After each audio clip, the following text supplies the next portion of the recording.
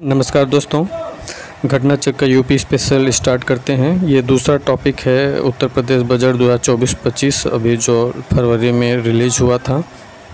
देखते हैं 5 फरवरी 2024 को उत्तर प्रदेश सरकार के वित्त मंत्री सुरेश कुमार खन्ना द्वारा वित्तीय वर्ष 2024-25 के लिए 7,36,437.71 करोड़ रुपए का राज्य बजट अनुमान प्रस्तुत किया गया।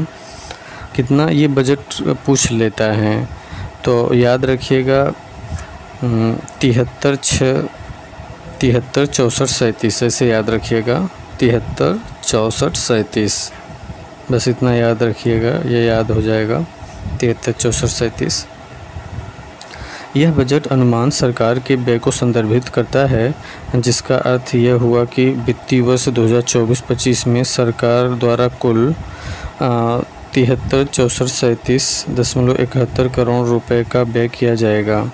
इस कुल व्यय में 5,32,655.33 करोड़ रुपए राजस्व लेखे का व्यय है तथा 2,03,782.38 करोड़ रुपए पूंजी लेखे का व्यय शामिल हैं।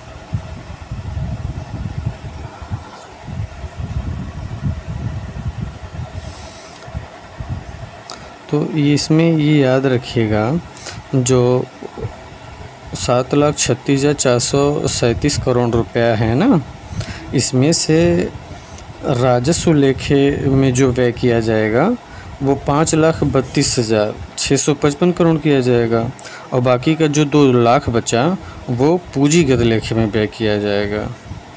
तो समझ मोटा मोटा याद रख लीजिएगा कि 7 लाख करोड़ रुपए का बजट है, जिसमें से 5 लाख करोड़ रुपया जो है राजस्व व्यय किया जाएगा और 2 लाख करोड़ पूंजीगत व्यय किया जाएगा।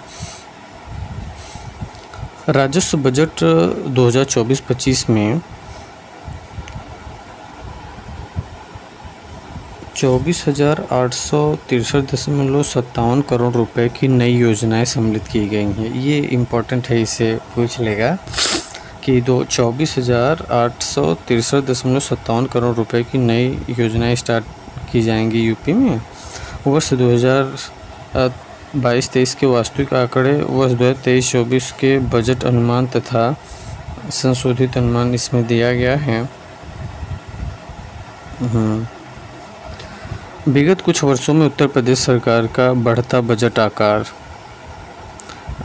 तो 2000 वो हर साल तो बढ़ेगा ही। कलेक्शन, जनसंख्या बढ़ रही है, लोगों की आर्थिक स्थिति सुधर रही है तो बजट भी सुधरेगा। तो ये देख लीजिए, सब दिया हुआ है यहाँ पे 2023, 24, 25 का। देखते हैं इसमें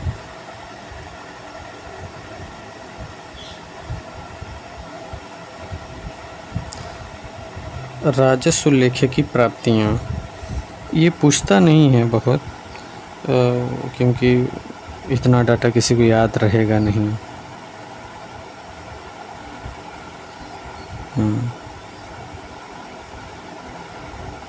जिसे पढ़ना है देख लेगा एक बार, इसे छोड़ के चलते हैं। ओके, इम्पोर्टेंट है, इसे देख लेते हैं। बजट का आकार कितना है 2024-25 में 7.36 लाख करोड़ बजट का आकार है और 2023-24 के सापेक्ष वृद्धि जो हुई है 6.7%। पिछले साल की अपेक्षा इस साल जो बजट के आकार में वृद्धि हुई कितनी हुई है, 6.7% हुआ है। तो इस साल कितना है, 7.36 लाख करोड़ है बजट का आकार। तो राजस्व व्यय कितना है, 5.33 लाख करोड़ है राजस्व व्यय और पूंजीगत व्यय 2.04 लाख करोड़ है। पूंजीगत परिव्यय 1.55 लाख करोड़ है।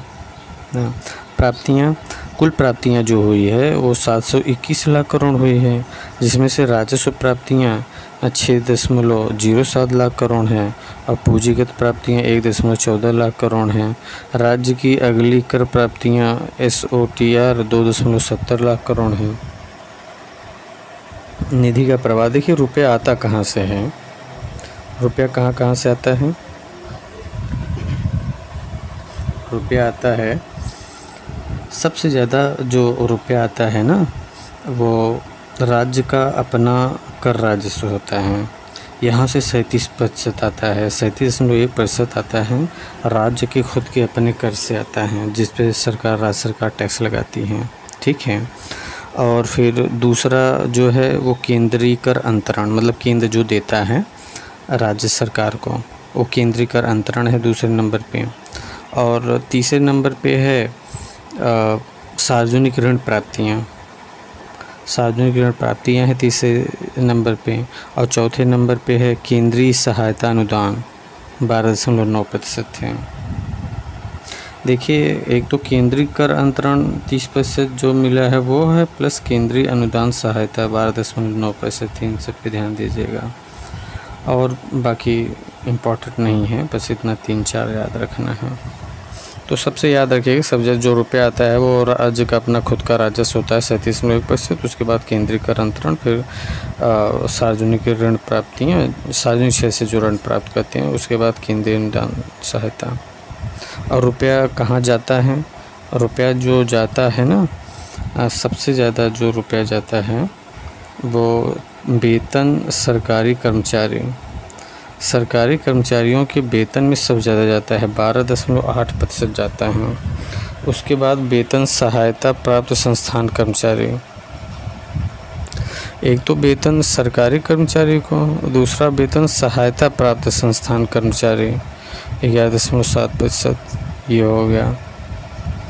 और 11.7% पेंशन, देख रहे हैं मोस्टली तो लगभग 12-36 या 11-33 34% के आसपास तो इन्हीं सब में खर्च हो जा रहा है। वेतन सरकारी कर्मचारी, वेतन सहायता प्राप्त संस्थान कर्मचारी, पेंशन ना। सरकार से अनुदान प्राप्त 9%, सरकार से अनुदान जो प्राप्त करते हैं 9% उसमें चला जाता है ना। ये चौथे स्थान पे है। अच्छा, उसके पहले सबसे ज़्यादा व्यय तो पूंजीगत व्यय होता है। देख लीजिए इधर जो है ना, सबसे ज़्यादा व्यय कहाँ होता है? पूंजीगत व्यय होता है। पूंजीगत व्यय के बाद वेतन सरकारी कर्मचारी 12.8%, फिर उसके बाद वेतन सहायता प्राप्त संस्थान कर्मचारी और पेंशन, इन सब में है। उसके बाद ब्याज भुगतान 7.3%, ब्याज भुगतान में 7.3% है।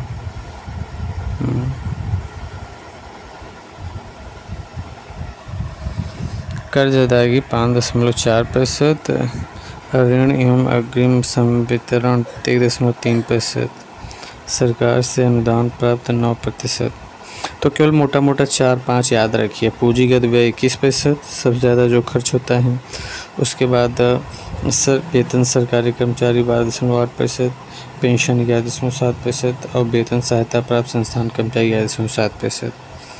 एक ये याद रखिए, सरकार से अनुदान प्राप्त 9% और ब्याज भुगतान 7.3% और कर्ज अदायगी 5.4%।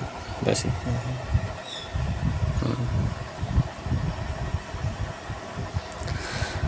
मुख्य आर्थिक बिंदु है राज्य बजट 2024-25 का। पूंजीगत परिव्यय में वृद्धि 6.19% है। राजस्व आधिक्य जीएसडीपी के रूप में है, 2.97% है। राजकोषीय घाटा जीएसडीपी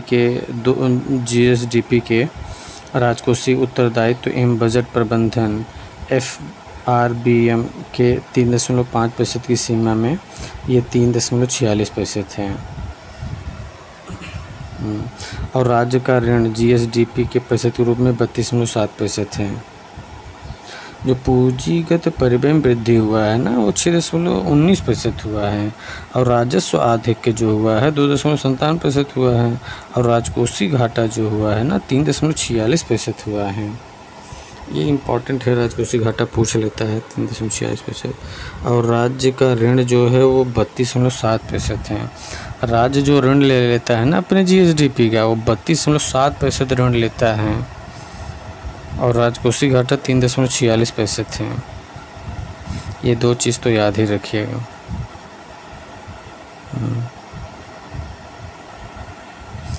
समावेशी विकास के लिए बजट नई योजना युवा योजना आई थी। इसी में प्रारंभ किया था युवा रोजगार सृजन एवं महिला सशक्तिकरण। मुख्यमंत्री युवा उद्यमी विकास अभियान घरेलू एवं विदेश में रोजगार के अवसरों के लिए युवाओं में क्षमता निर्माण एवं प्रशिक्षण के लिए रोजगार प्रोत्साहन कोष, राष्ट्रीय फैशन प्रौद्योगिकी संस्थान की स्थापना, 2 मेगा सरकारी ITI संस्थान स्थापना और 69 ITI का उन्नयन, sports science and injury centre की स्थापना। मुख्यमंत्री कन्या सुमंगला योजना के अंतर्गत प्रावधानित राशि 15,000 रुपये से बढ़कर 25,000 रुपये हुई। वरिष्ठ नागरिक कल्याण कोष का गठन।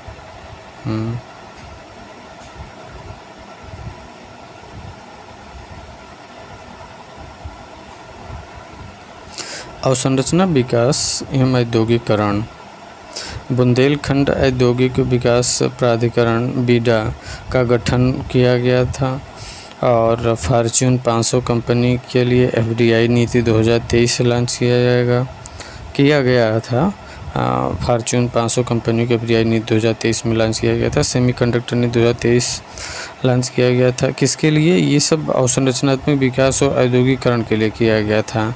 बुंदेलखंड प्राधिकरण की स्थापना, फॉर्च्यून 500 कंपनी, सेमीकंडक्टर नीति 2023, आगरा लखनऊ एक्सप्रेसवे और पूर्वांचल एक्सप्रेसवे को जोड़ने के लिए 60 किमी का नया लिंक एक्सप्रेसवे, नगरीय क्षेत्रों में स्टॉर्म वाटर ड्रेनेज कार्यक्रम हेतु बजट प्रावधान। अनुसंधान एवं नवसंरचना।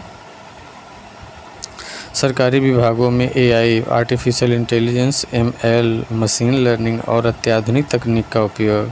अच्छा, AI सेंटर उत्कृष्टता केंद्र की स्थापना। $1 ट्रिलियन लक्ष्य की प्राप्ति हेतु सांख्यिकी प्रणालियों SSS का सुदृढ़ीकरण एवं online data storage, cloud storage सुविधाओं की स्थापना। IIT कानपुर में 500 बिस्तर के सुपर स्पेशलिटी अस्पताल वाले school of medical research and technology की स्थापना।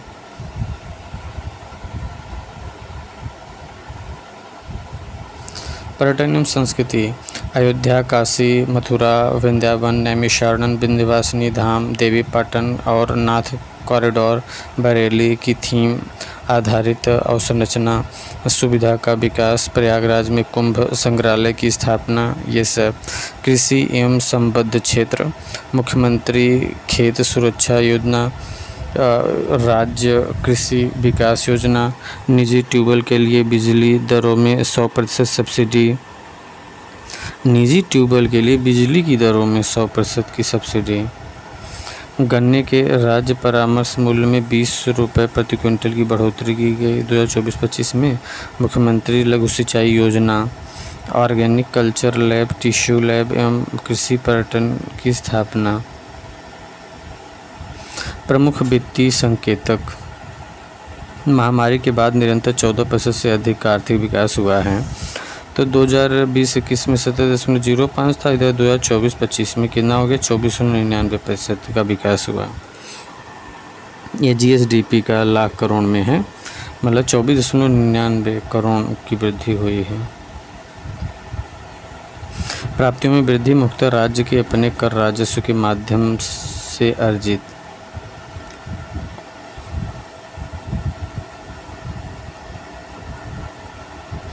ये राज्य की राजस्व प्राप्तियां करोड़ में हैं।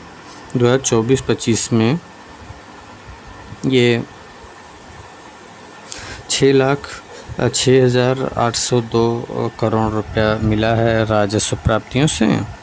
और राज्य का अपना कर राजस्व जो है करोड़ में वो कितना है? वो 2,70,086 करोड़ रुपया है। ये चीज़ें हैं 2024-25 में। पूंजीगत व्यय पर बल। सामाजिक एवं आर्थिक सेक्टर्स में पूंजीगत व्यय से विकास राज्य का कुल व्यय करोड़ रुपए में होता है। ये 7,36,437 करोड़ है पूंजीगत व्यय 2024-25 में। ये राज्य का कुल व्यय जो करोड़ में है ना, तो पूंजीगत व्यय जो किया जाएगा वो 7,36,437 करोड़। राज्य का कुल पूंजीगत परिव्यय करोड़ों में कितना है? 1,54,747 करोड़ रुपया है।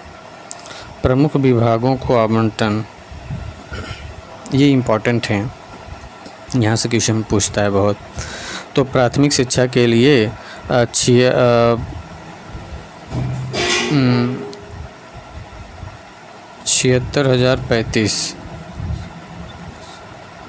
76,035 करोड़ रुपया आवंटित किया गया। ऊर्जा के लिए 57,071,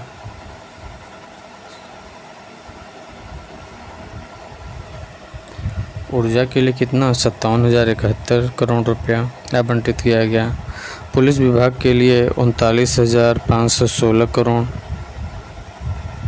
लोक निर्माण विभाग के लिए 34,858 करोड़ लोक निर्माण विभाग के लिए।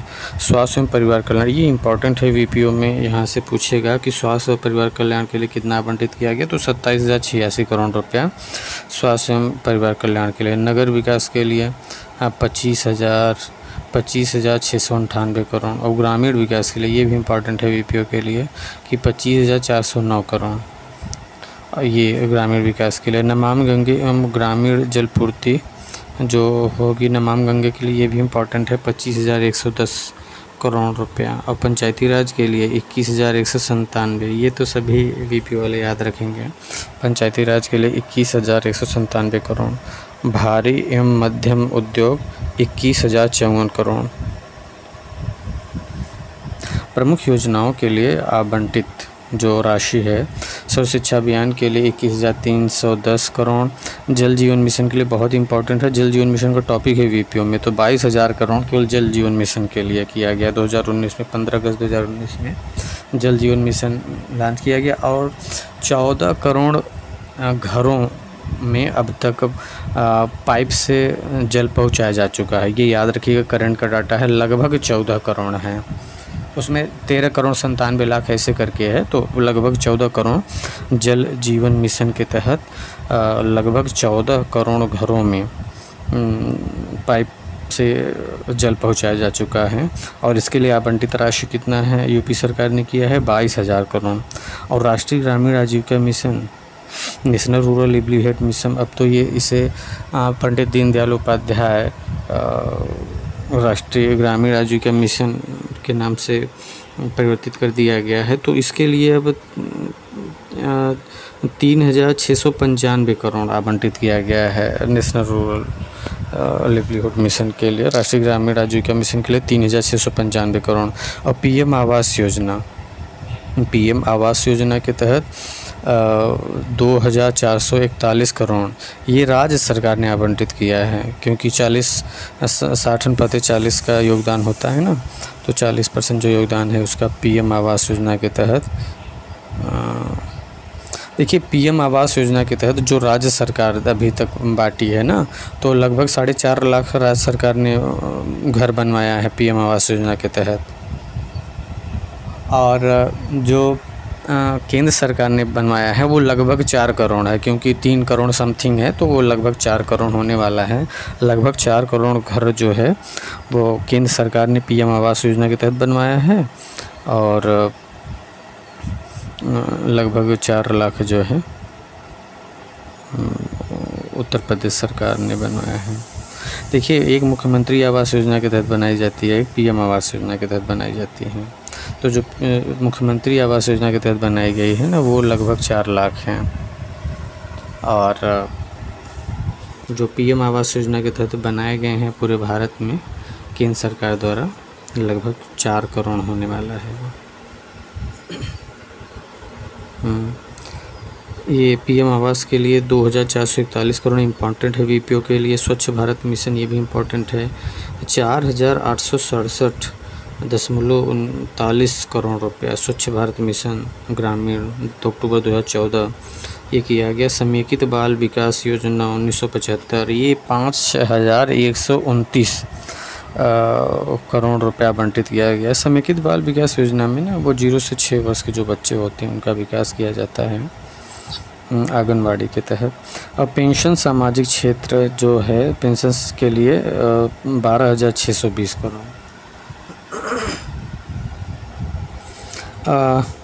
मनरेगा के तहत 5,060 करोड़, याद रखिएगा।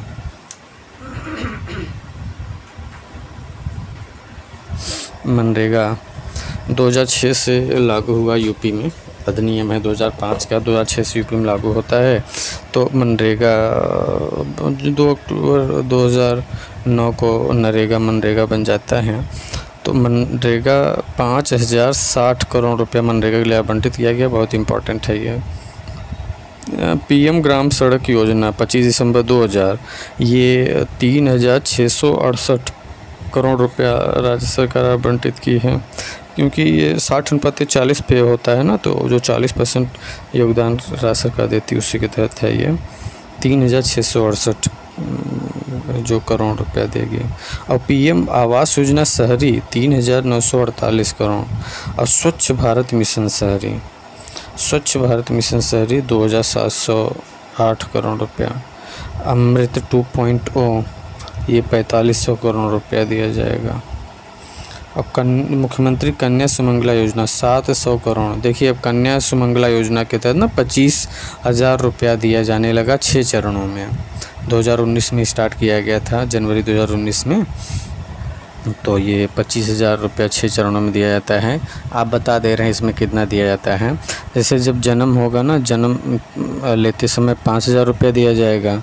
और जब पहली बार टीका लगवाएंगे 1 साल की उम्र में तो 2,000 रुपया दिया जाता है। और फिर जब पहली कक्षा में प्रवेश करेगी लड़की तो 3,000 दिया जाएगा। फिर छठी में प्रवेश करेंगे फिर 3,000 दिया जाएगा। फिर 9वीं में जब प्रवेश करेंगे तो जो है 9वीं में जब प्रवेश करेंगे तो 5,000 दिया जाएगा। और जब 12वीं कंप्लीट कर लेंगे और बीए में इंटर करेंगे, प्रवेश करेंगे तो उसमें 7,000 रुपया दिया जाएगा। मतलब जो ग्रेजुएशन लेवल में प्रवेश करेंगे तो उसमें 7,000 दिया जाएगा। तो कुल मिला के इस तरीके से 25,000 रुपया 6 चरणों में दिया जाता है मुख्यमंत्री कन्या सुमंगला योजना।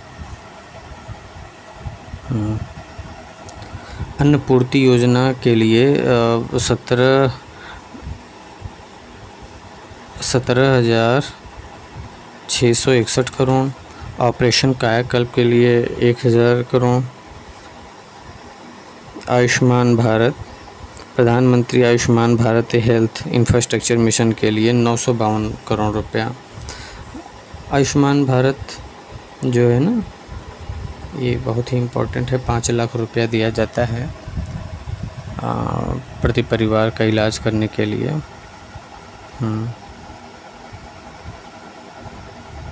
1952 आयुष्मान भारत मुख्यमंत्री जन आरोग्य अभियान, इसके लिए 300 करोड़।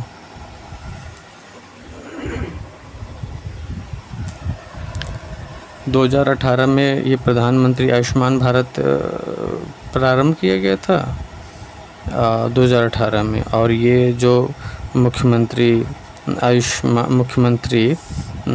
जन आरोग्य मिशन है ये जो है 2023 में स्टार्ट किया गया था, जिसमें 300 करोड़ रुपया आवंटित किया गया है। अब प्रधानमंत्री मातृत्व वंदना योजना ये शायद 2016 में स्टार्ट किया गया था, 322 करोड़। इसमें प्रधानमंत्री मातृत्व वंदना योजना के तहत 5,000 रुपया दिए जाते हैं प्लस 1,000 रुपया वो जननी शिशु सुरक्षा योजना 2011 में जो स्थापित किया गया था उसके तहत 1,000 दिए जाते हैं। तो कुल मिला के प्रधानमंत्री मातृत्व वंदना योजना के तहत 6,000 रुपया औरत को, महिला को मिलती है।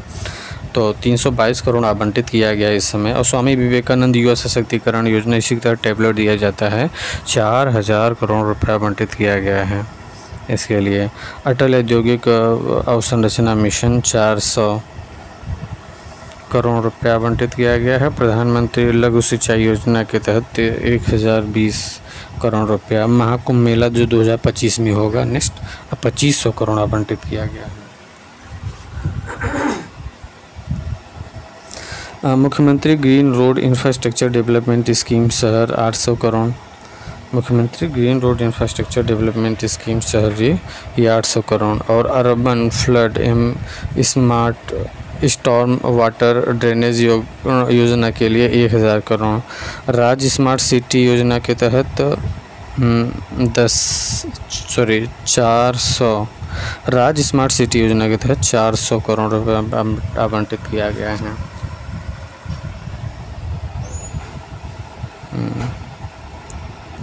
देखिए, जो राज्य स्मार्ट सिटी योजना के तहत बनाए जाएंगे ना, वो 4 तो राज्य स्मार्ट सिटी के तहत बनाए जाएंगे, जाके बाकी जो केंद्र सरकार ने स्मार्ट सिटी योजना स्टार्ट किया है उसके तहत 10 सिटी यूपी के जो है शामिल किए गए थे। और ये जो राज्य स्मार्ट सिटी योजना अपने स्तर से राज्य सरकार यूपी सरकार ने प्रारंभ किया था, उसमें 7 सिटी को उसने शामिल किया है। तो इसके लिए 400 करोड़ रुपये आवंटित किया गया है। त्वरित आर्थिक विकास योजना 2400 करोड़ रुपया। मुख्यमंत्री आवास योजना ग्रामीण 1140 करोड़।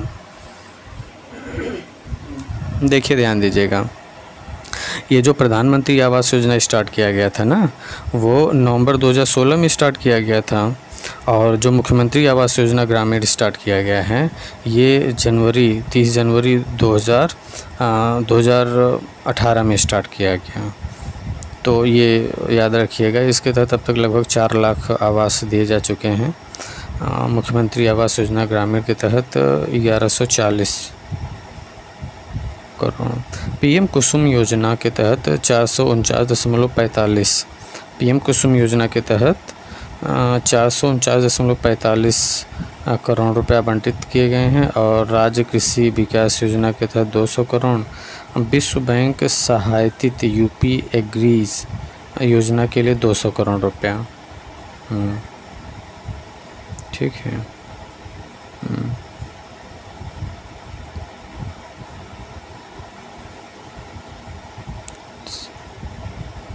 ओके, बजट में जो नई पहल किया गया है ना, बजट में जो नई पहल है उसे देख लेते हैं।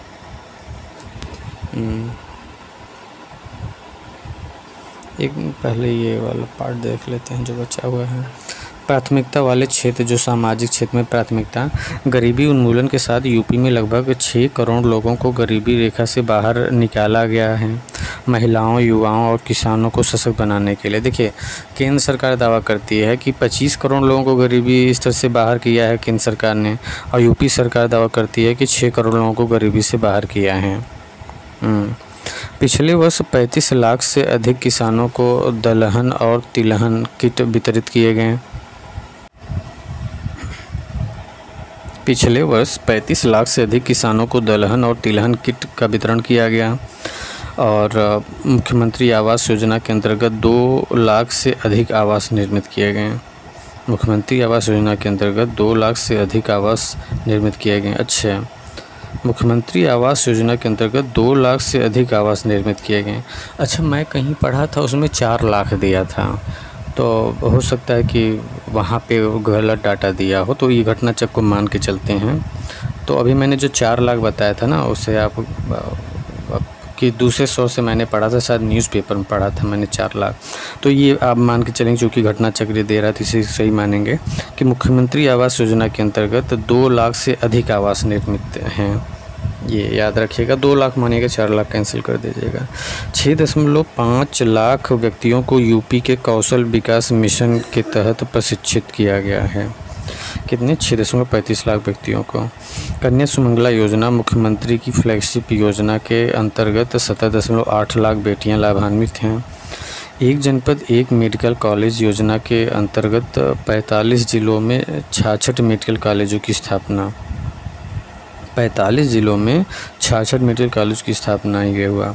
सोलर रूफटॉप अवस्थापना की क्षमता में 4 गुना वृद्धि। देखिए, जब ये सरकार 2016 में या 18 में लाई थी, शायद 16 में, 2018 नहीं, हाँ 2018 में शायद लाई थी। तो उसमें सोलर रूफटॉप योजना के तहत ना इसमें 40% की जो है सब्सिडी देने की बात की गई थी। अभी तो लेखपाल में पूछा था तो उसमें 45% वाला जो है माना गया था,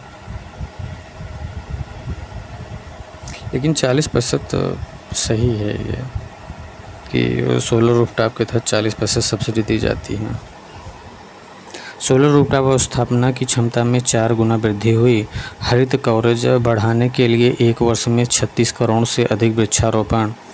और मुख्यमंत्री युवा स्वरोजगार योजना के तहत 1.80 लाख रोजगार स्वीकृत। देखिए अभी मुख्यमंत्री जो युवा स्वरोजगार योजना स्टार्ट किया गया है ना, युवा करके, युवा योजना के तहत इसमें जो है ना ऋण मुक्त, ब्याज मुक्त ऋण दिए जाएंगे। वो लगभग 5 लाख रुपए तक है वो युवाओं को स्वरोजगार के लिए। तो 1.80 लाख रोजगार स्वीकृत हैं। उत्तर प्रदेश सरकार अधिकाधिक लाभार्थियों को लाभ पहुंचाने के लिए सभी योजनाओं के सफल कार्यान्वयन को सुनिश्चित करने के लिए समर्पित हैं। बजट में नई पहल जो है, 26वां संयुक्त राष्ट्र जलवायु परिवर्तन शिखर सम्मेलन ग्लासगो में प्रधानमंत्री द्वारा पंचामित्र कायाकल्प के लिए भारत की प्रतिबद्धता का संकल्प। बजटीय अनुमान की ग्रीन टैगिंग करने वाला भारत का पहला राज्य। बजटीय अनुमान की ग्रीन टैगिंग करने वाला भारत का पहला राज्य कौन? यूपी। तो ये ग्रीन बजट जो है यूपी एक तरीके से इस बार लॉन्च किया है। पर्यावरण अनुकूल वित्तीय नीतियों का निर्धारण, सतत विकास के लक्ष्यों को प्राप्त करना। ये 2030 तक है, पूरे विश्व को सतत विकास लक्ष्य को प्राप्त करना है, SDGs। स्वच्छ पर्यावरण एवं प्राकृतिक संसाधनों के संरक्षण पर बल।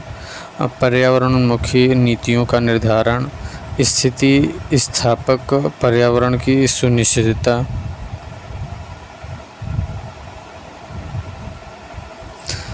पथ प्रवर्तक कदम, नीति निर्धारण, कार्यान्वयन एवं सक्रिय अनुपालन। सौर ऊर्जा नीति 2022। सौर ऊर्जा नीति 2022। सौर ऊर्जा नीति 2022 और राज्य जैव ऊर्जा नीति 2022। इलेक्ट्रिक वाहन विनिर्माण एवं गतिशील नीति 2022। जैव विविधता को प्रोत्साहन, नमामि गंगे पहल और green energy corridor.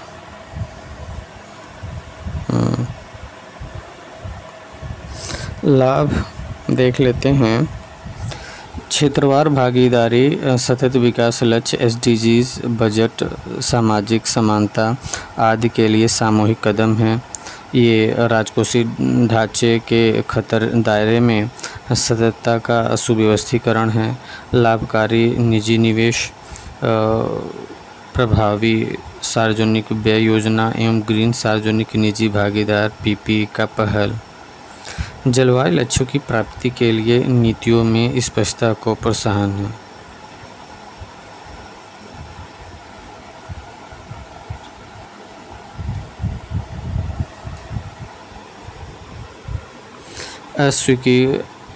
अस्वीकरण, green budget विश्लेषण के लिए 17 बजटों के प्रस्तावित बजट पर विचार किया गया।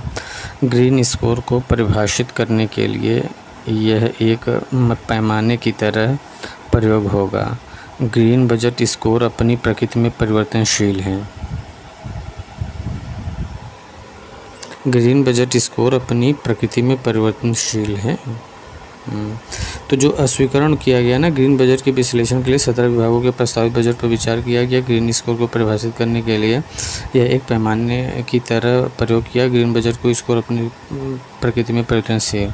भारत में प्रथम, देखिए, प्रधानमंत्री मुद्रा योजना और प्रधानमंत्री सुरक्षा बीमा योजना, प्रधानमंत्री जन धन योजना, PM स्वनिधि योजना, अटल पेंशन योजना, ये भारत में प्रथम है। उत्तर प्रदेश जो है ना भारत में प्रथम है। प्रधानमंत्री मुद्रा योजना के तहत प्रथम है और प्रधानमंत्री सुरक्षा बीमा योजना में प्रथम है। प्रधानमंत्री जन धन योजना में भी प्रथम है। PM स्वनिधि योजना में, अटल पेंशन योजना प्रथम है। भारत में दूसरा स्थान है यूपी का। प्रधानमंत्री जीवन ज्योति बीमा योजना में दूसरे स्थान पे है। उत्तर प्रदेश को DBT परफॉर्मेंस रैंकिंग में दूसरा स्थान मिला हुआ है, जो राज्य सरकार के लिए लक्षित एवं कुशल हस्तांतरण का प्रमाण है।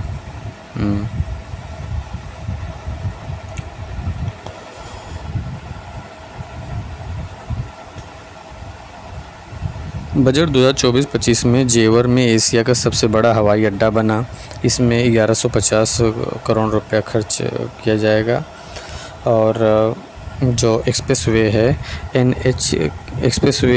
एनएच के साथ औद्योगिक नोड्स को कनेक्टिविटी लखनऊ और आगरा एवं पूर्वांचल में ये एक्सप्रेसवे बनाया जा रहा है। 500 करोड़ रुपया आवंटित किया गया है।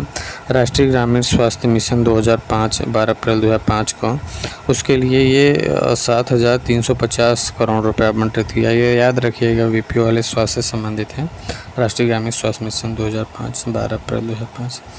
तो ये जो 14 नए मेडिकल कॉलेज बनाए जा रहे हैं ना, ये 964 करोड़ रुपए हैं। उद्यम के अंतर्गत पंजीकृत एमएसएमई की संख्या उद्यम में 22 लाख से अधिक। एमएसएमई का पंजीकरण सुगम प्रक्रिया का परिचायक है। निर्यात तत्परता सूचकांक में उत्तर प्रदेश 2022 में 7वें स्थान पे है। माल निर्यात के मामले में 2022 में 7वें स्थान पे है। लीड्स सूचकांक के मामले में यूपी 6वां स्थान है।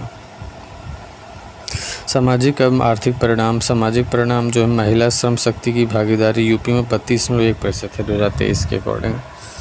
और मेडिकल कॉलेजों की संख्या यूपी में 2023 में 73 है। 2017 में 17 था और आज 2023 में 73 है।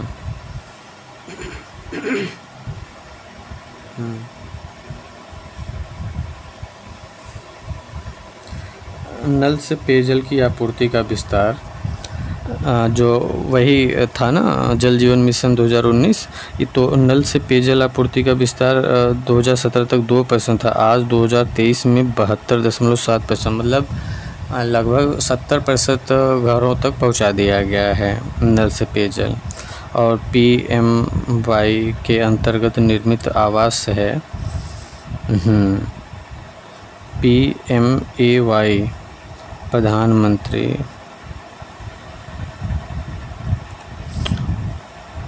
आवास योजना के अंतर्गत निर्मित आवास 2017 में 5.68 लाख है और वर्ष 2023 में 47.82 लाख हैं।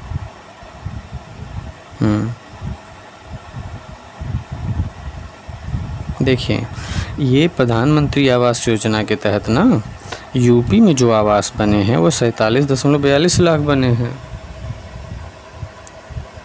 प्रधानमंत्री आवास योजना के तहत। और पूरे भारत में जो प्रधानमंत्री आवास योजना के तहत बनाए गए हैं वो लगभग 4 करोड़ 3 करोड़ 97 लाख ऐसे करके है। तो लगभग 4 करोड़ प्रधानमंत्री आवास योजना के तहत बनाए गए हैं आवास पूरे भारत में। लेकिन यूपी में प्रधानमंत्री आवास योजना के तहत जो आवास बनाए गए हैं वो 47.42 लाख बनाए गए हैं। और मुख्यमंत्री आवास योजना के तहत जो आवास बनाए गए हैं वो बनाए गए हैं कितने, 2 लाख। अब प्रधानमंत्री आवास योजना के तहत ना 2.5 लाख रुपए दिए जाते हैं और 1 लाख रुपया राज्य सरकार देती है। और जो मुख्यमंत्री आवास योजना के तहत बनाई जाती है उसमें 1.20 लाख जो है वो मैदानी इलाकों के लिए, 1.30 लाख जो है 1.30 लाख जो दिया जाता है, मतलब 1,30,000 पहाड़ी इलाका के लिए और 1,20,000 जो दिया जाता है वो मैदानी इलाका के लिए मुख्यमंत्री आवास योजना के तहत दिया जाता है।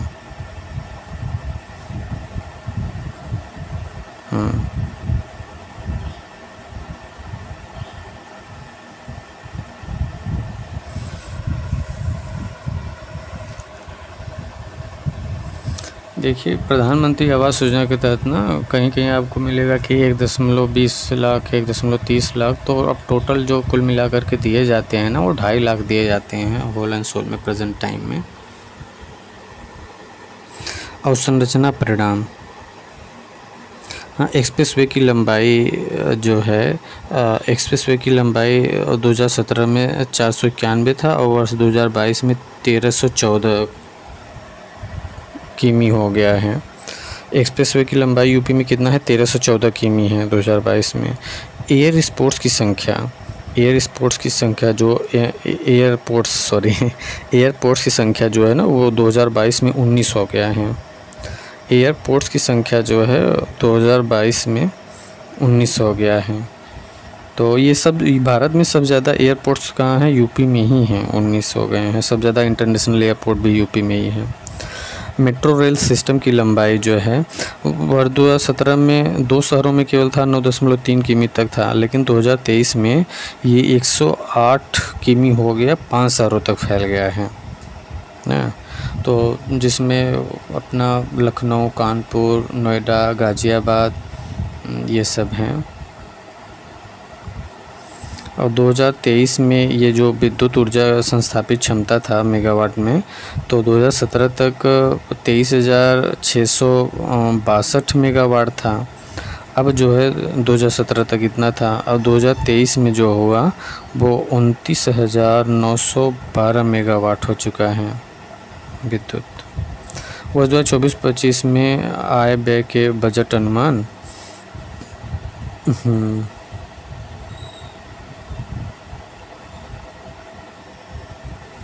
वित्तीय वर्ष 2024-25 में आय व्यय के बजट अनुमान वित्तीय वर्ष 2024-25 के राज्य बजट में कुल 7,21,333.82 करोड़ रुपए की प्राप्तियों का अनुमान लिया गया है।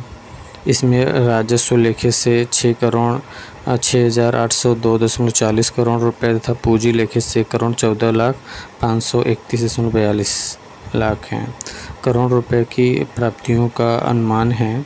यह प्राप्तियां वर्ष 2023-24 की कुल प्राप्तियों के पुनरीक्षण अनुमानों 6,27,644.92 करोड़ रुपए से 93,688,90 करोड़ रुपए अधिक हैं।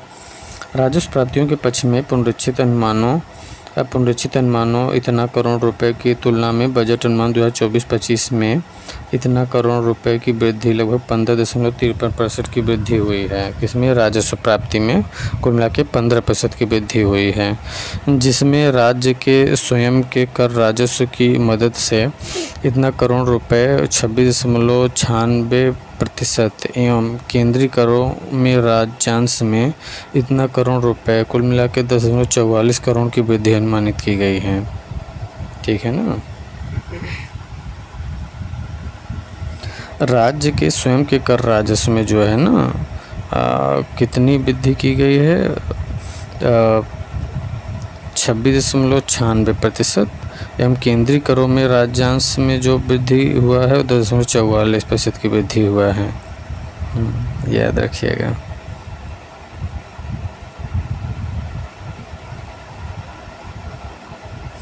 राज्य के स्वयं के कर राजस्व में 27,354.61 करोड़ रुपए कुल मिला के 26.96% की वृद्धि अनुमानित है। जो राज्य का स्वयं का कर राजस्व है उसमें कितनी वृद्धि हुई, 26.96% की वृद्धि हुई, जिसमें मुख्यतः राज्य वस्तु एवं सेवा कर के अंतर्गत 26,472.34 करोड़ रुपए, राज्य उत्पाद शुल्क आबकारी कर के अंतर्गत 8,307.56 करोड़ रुपए, बिक्री व्यापार कर वैट के अंतर्गत 6,553.16 करोड़ रुपए, स्टाम्प तथा पंजीकरण शुल्क के अंतर्गत 8,314.30 करोड़ रुपए, वाहन कर के अंतर्गत 4,190.64 करोड़ रुपए तथा विद्युत कर एवं शुल्क में इतना करोड़ रुपए की वृद्धि था। भू राजस्व में इतने करोड़ रुपए की कमी अनुमानित है। राजस्व लेखे की प्राप्तियाँ राज्य सरकार के स्वयं के कर राजस्व की मदों का विवरण इस प्रकार है। तो ये जो है वस्तु एवं राज्य वस्तु एवं सेवा कर में जो है प्रतिशत जो वृद्धि हुई है 30.16% की वृद्धि हुई है।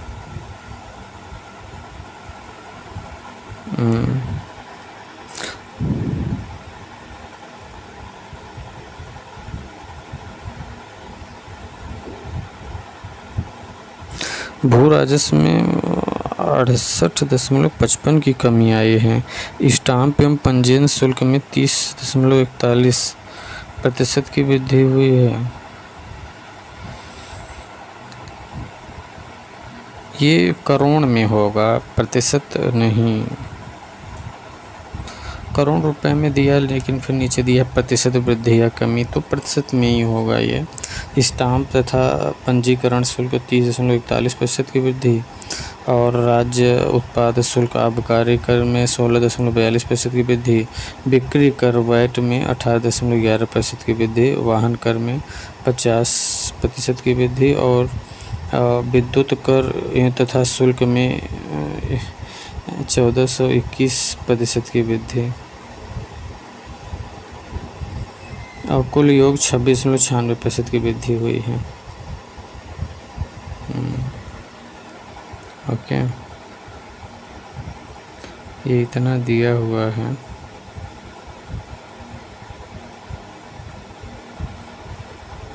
इसमें बहुत सारी चीज़ें पढ़ने लायक नहीं है, फिर भी देख लेते हैं, जल्दी जल्दी कवर कर लेते हैं। और सब जितना इम्पोर्टेंट था वो ऊपर पढ़ा जा चुका है।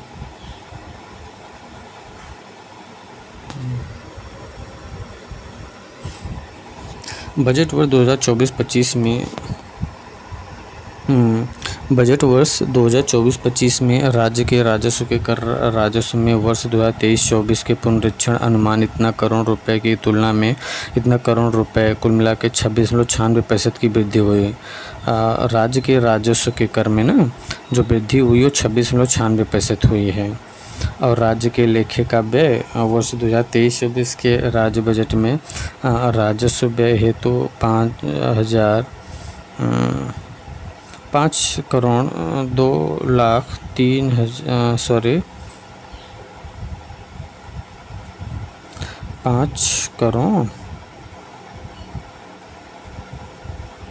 5 लाख होगा, 5 लाख और 23,000 5,02,354। दिमाग पता नहीं कहाँ चला गया है। तो राजस्व लेखे का व्यय जो इतना है, राज्य बजट में राजस्व व्यय इतना करोड़ रुपए की व्यवस्था की गई है। वित्तीय वर्ष 2024-25 में राजस्व लेखे का अनुमानित व्यय इतना करोड़ रुपए है।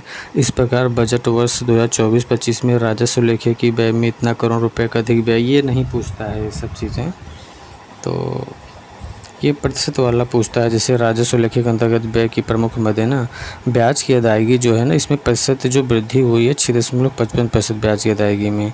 शिक्षा, खेलकूद, कला, संस्कृति में 19% की वृद्धि हुई। स्वास्थ्य तथा परिवार कल्याण में जो है 8% की कमी हुई है। समाज कल्याण तथा पोषण में 3% की वृद्धि हुई है।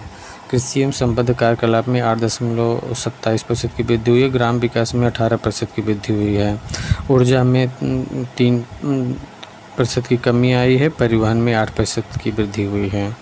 पूंजी लेखे का व्यय 2023-24 के बजट में लेखे के व्यय में 1,87,888.42 करोड़ रुपए की व्यवस्था की गई थी। बजट वर्ष 2024-25 में 2,03,782 करोड़ रुपए का पूंजी लेखे का व्यय अनुमानित है।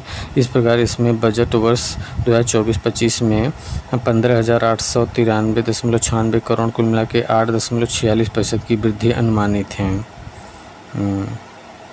जो पूंजी लेखा है ना उसमें 8.46% की वृद्धि अनुमानित है। मुख्यतः पूंजीगत परिव्यय के अंतर्गत 7,255.18 करोड़ रुपए कुल मिला के 4.92% की वृद्धि हुई। राज्य सरकार के आंतरिक ऋण के अंतर्गत 9,540 करोड़ रुपए कुल मिला के 32.24% की वृद्धि अनुमानित है। किसमें? राज्य सरकार के जो आंतरिक ऋण है ना उसमें 32% की वृद्धि अनुमानित है। सकल कर प्राप्तियां, सकल राज्य घरेलू उत्पाद। कर राजस्व का सकल राज्य घरेलू उत्पाद के 7% 2022-23 के वास्तविक आंकड़ों में 15.2%, वर्ष 2023-24 के पुनरीक्षण अनुमानों में 17.4% तथा वर्ष 2024-25 के बजट अनुमानों में 19.6% है। ऋण कोष या सकल राज्य घरेलू उत्पाद वर्ष 2014-15 में यह अनुपात 25.6% था। सकल राज्य घरेलू उत्पाद ऋण कोष जो है जो वर्ष 2022-23 में 29.7% हो गया, 2023-24 में पुनरीक्षण अनुमानों में यह 31.7% हो गया। वर्ष 2024-25 के बजट में अनुमान है 32.7% है। सकल कर राजस्व, सकल राज्य घरेलू उत्पाद जो है ना 32.7% है। उदय योजना के अंतर्गत विद्युत वितरण कंपनियों की वित्तीय पुनर्संरचना के लिए वित्तीय वर्ष 2015-16 में 29,602 करोड़ रुपए था। वर्ष 2016-17 में 14,801 करोड़ रुपए के पावर बांड्स जारी करने के कारण इसमें वृद्धि हुई है। राजकोषीय घाटा, राजकोषीय घाटा के 3 घटक हैं: राजस्व घाटा, पूंजीगत परिव्यय और शुद्ध प्रदत्त ऋण एवं अग्रिम।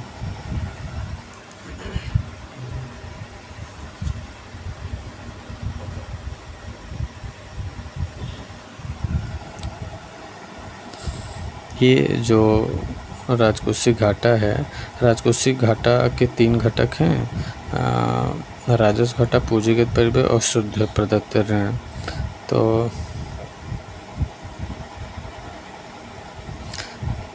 राजकोषीय घाटा जो है ना ये 2021-22 में वो 2.11% है। 2021-22 में राजकोषीय घाटा 2.11%।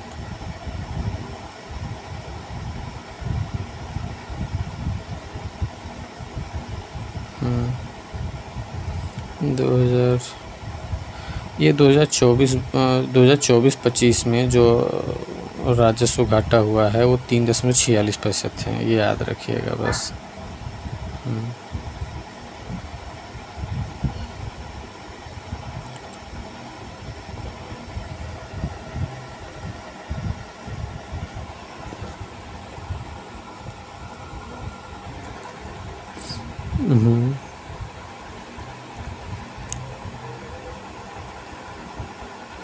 मध्यकालिक राजकोषीय पुनर्संरचना नीति 2024। उत्तर प्रदेश राजकोषीय उत्तरदायित्व और बजट प्रबंधन FRBM अधिनियम 2004 यथा संशोधित था। नियमावली संगत प्रावधानों के अनुसार उत्तर प्रदेश मध्यकालिक राजकोषीय पुनर्संरचना नीति 2024 तैयार की गई है, जिसमें वर्ष 2023-24 के बजट अनुमान एवं पुनरीक्षण अनुमान, वर्ष 2024-25 के बजट अनुमान तथा अगले 3 वर्षों अर्थात वर्ष 2025-26, 26-27 तथा 27-28 के पूर्वानुमान निम्नलिखित तालिका राज्य वित्त में दिए गए हैं।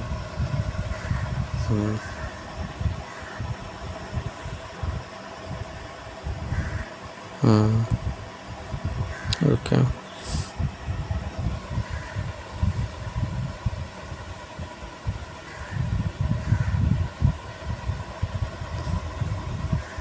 राज्य वित्त आयोग, राज्य वित्त आयोग ये देखिए ये सब पूछता नहीं है, जिसे पढ़ना हो पढ़ लीजिए। जीएसटी एवं वैट का प्रदेश के कर राजस्व में लगभग 56% अंशदान है। जीएसटी एवं वैट का प्रदेश के कर राजस्व में लगभग 56% अंशदान है। उसे वैट को तो समाहित कर दिया था जीएसटी, लेकिन आंतरिक स्तर पर लोग प्रयोग करते हैं। जीएसटी एवं वैट का प्रदेश के कर राजस्व में लगभग 56% अंशदान है। देख लीजिए इसका कितना बड़ा योगदान है। जीएसटी वैट का 56% योगदान है। 5 करोड़ रुपए से अधिक वार्षिक टर्नओवर के टैक्स पेयर्स के लिए ई इनवॉइस की सहायता व्यवस्था 1 अगस्त 2023 से प्रभावी हो गई है। स्वयं का कर राजस्व वर्ष 2023-24 के बजट में अनुमानित 10.8% के स्तर से पुनरीक्षित अनुमानित 9% आकलित है। वर्ष 2024-25 में इससे बढ़कर 10.8% हो जाने का अनुमान है। वर्ष 2024-25 से वर्ष 2027-28 तक प्रदेश के लगभग राज्य बजट के स्थिति में बने रहने का अनुमान है।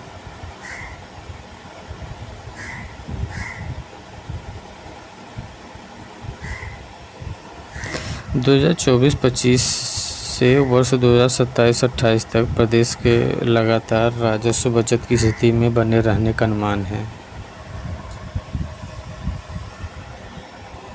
वर्ष 2024-25 से वर्ष 2027-28 तक प्रदेश के लगातार राजस्व बचत की स्थिति में बने रहने का अनुमान है।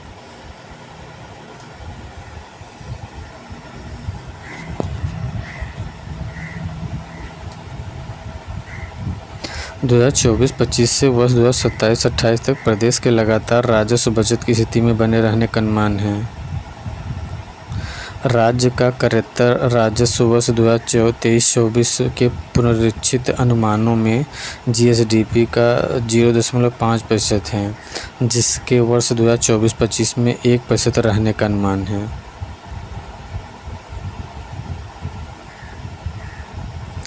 राज्य सकल राज्य घरेलू उत्पाद जीएसडीपी के प्रतिशत के रूप में संकेतांक। राज्य घरेलू उत्पाद जीएसडीपी के प्रतिशत के रूप में कमा। राज्य का स्वयं का कर राजस्व है। अगले 3 वर्ष राज्य का जो राज्य घरेलू उत्पाद है जीएसडीपी के प्रतिशत के रूप में संकेतक है ना, तो राज्य का स्वयं का कर राजस्व जो है 2024-25 में 10.8% बजट का अनुमान है। 2025-26 में 10.7% और 2026-27 में 10.7% और 2027-28 में भी 10.7%। और राज्य का स्वयं का करेत्तर राजस्व जो है 2024-25 में 1%, 25-26 में 0.9% और अगले 3 वर्षों में 2026-27 में 0.9% और 27-28 में 0.8%। राजस्व बचत है और राजकोषीय घाटा। हाँ, राजकोषीय घाटा जो 2024-25 में है ये 3.46% है। 2025-26 में 2.97% होगा और 26-27 में 2.75% होगा और 2027-28 में 2.77% होगा। ये इम्पॉर्टेंट है, इसे याद रखिएगा।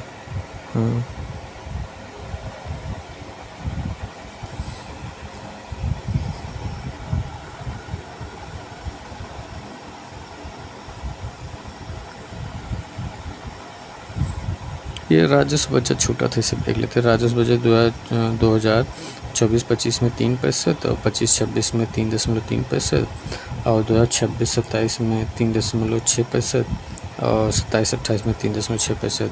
वर्ष 2023-24 के बजट अनुमानों में राजकोषीय घाटे का और ये जो कुल उधार एवं अन्य दायित्व है ना 2024-25 में कुल उधार अन्य दायित्व 32.7% उधार ही है यूपी सरकार का।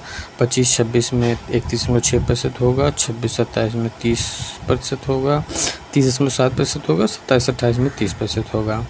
वर्ष 2023-24 के बजट अनुमानों में राजकोषीय घाटे का जीएसडीपी के अनुपात 3.48% अनुमानित था, जिसके पुनरीक्षित अनुमानों में 3.49% होने का आकलन है। राजकोषीय घाटा 3.49% होने का अनुमान था। वर्ष 2024-25 में बजट अनुमानों में राजकोषीय घाटा जीएसडीपी का 3.46%, वो 2023-24 में था 3.49% और 2024-25 में राजकोषीय घाटा 3.46% है। और 2024-25 तथा 25-26 में एफबीआरआई अधिनियम निर्धारित अनुपात के अंदर रहने का अनुमान है। ठीक है, ये जो वेतन पेंशन और ब्याज है ना, इसमें जो है राजस्व प्राप्ति का अच्छा, ये राजस्व प्राप्ति वेतन पेंशन और ब्याज जो है ना बजट अनुमान, वेतन पेंशन और ब्याज में जो रुपया जाता है राजस्व प्राप्ति का 52.9% चला जाता है।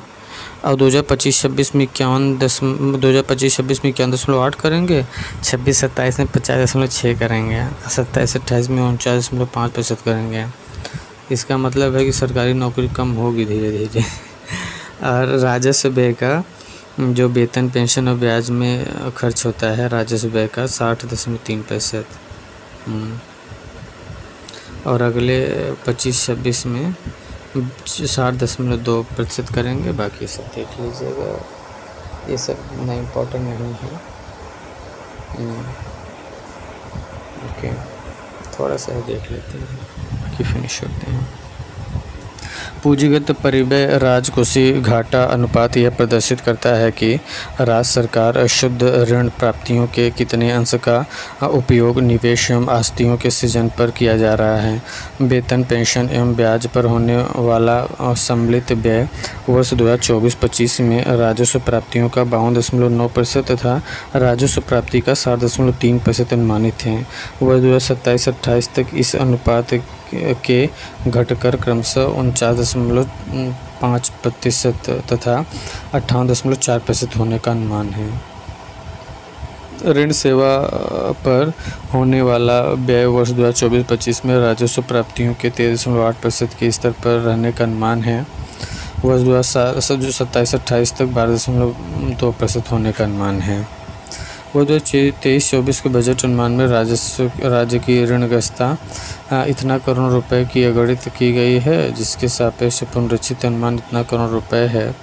और 2024-25 में इससे बढ़कर इतना करोड़ रुपए हो जाने का अनुमान है, जो कि GSDP का 32.7% है। हमारा ऋण जो है 2024-25 में ना 32.7% है।